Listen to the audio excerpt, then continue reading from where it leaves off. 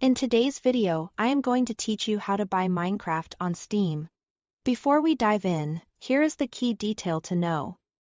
The standard sandbox version of Minecraft, the Java or Bedrock editions, is not sold on Steam. Microsoft keeps the base game on its own storefronts to manage updates and revenue directly. That said, you still have two solid paths.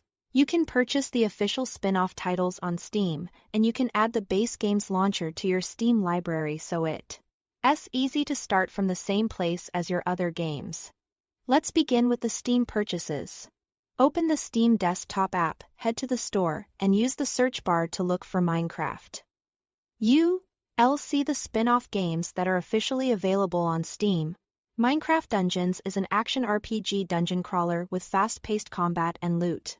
Minecraft Legends is a strategic action-adventure game focused on commanding allies and defending villages. Choose the one you want, click Add, and complete the payment to finish your purchase. Once your payment goes through, the game will appear in your library automatically. From there, click Install to download and set it up. After the installation finishes, you can launch it right from your library, like any other Steam title.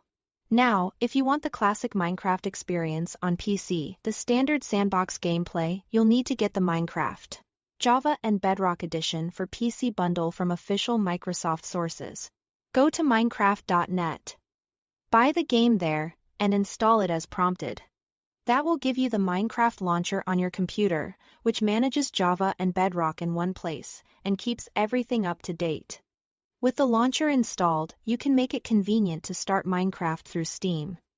Open the Steam desktop app again. In the bottom left corner, click Add a Game, then choose Add a non-Steam game. A list of installed programs will appear. Find Minecraft Launcher in that list. Check the box next to it and click Add Selected Programs.